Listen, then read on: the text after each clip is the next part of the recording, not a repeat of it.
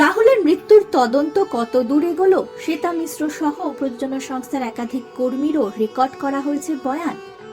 আপনাদের সবাইকে স্বাগত সিনে গসিপে। বন্ধুরা, অভিনেতা রাহুল অরুণোদয় বন্দ্যোপাধ্যায়ের মৃত্যুর 1 মাস পেরিয়ে গেল। তদন্ত কত দূর, এই প্রশ্নের উত্তর খুঁজছে এখন গোটা টলিউড এবং সাধারণ মানুষও। খবর ইতিমধ্যেই ভোলে বাবা পাটকারেগা ধারাবাহিকের নায়িকা শ্বেতা মিশ্রকে জিজ্ঞাসাবাদ করেছে তালসারি থানার পুলিশ। এ বিষয়ে জানবার জন্য শ্বেতার সঙ্গে যোগাযোগ করার চেষ্টা করা হলেও অভিনেত্রী ফোন তোলেননি। একটি জনপ্রিয় সংবাদ মাধ্যমে প্রকাশিত খবর অনুযায়ী তালসারি থানার তদন্তকারী অফিসারের সঙ্গে যোগাযোগ করেছেন তারা।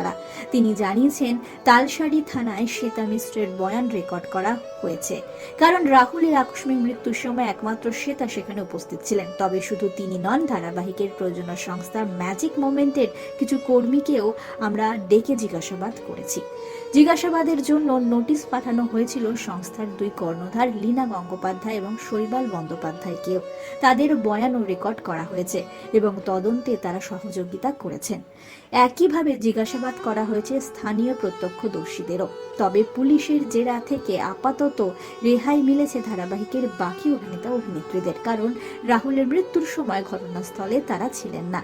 ময়নাতদন্তের রিপোর্ট অনুযায়ী রাহুলের ফুসফুস, পাকস্থলী সহ অন্যান্য অংশে প্রচুর পরিমাণে সামুদ্রিক জল ও বালি ঢুকেছিল। জলে বেশ কিছুক্ষণ ডুবে থাকার কারণেই অভিনেতার মৃত্যু হয়েছিল বলে প্রাথমিক অনুমান করেছিলেন পুলিশেরা। গত 1 মাসে তদন্তে কি রাহুলের মৃত্যুকে দুর্ঘটনা হিসেবেই ইঙ্গিত করছেন পুলিশ? তদন্তকারী অফিসার সাফ জানিয়ে দিয়েছেন সংবাদ মাধ্যমে এখনই এ বিষয়ে কোনো কথা বলা যাবে না, তদন্ত চলছে। আরও মাসখানেক বা মাস 2 সময় লাগতে পারে।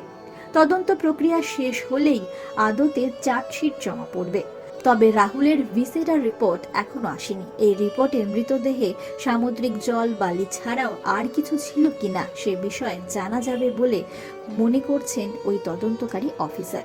যেহেতু তদন্তে রাহুলের মৃত্যুর সঙ্গে কারোর প্রত্যক্ষ বা পরোক্ষ যোগাযোগ নেই, তাই কাউকে গ্রেফতার করা হয়নি এখনো। তালসারির পাশাপাশি কলকাতাতেও রাহুলের মৃত্যুর পর লিখিত অভিযোগ দায়ের করা হয়েছিল আর্টিস্ট ফোরামের তরফে।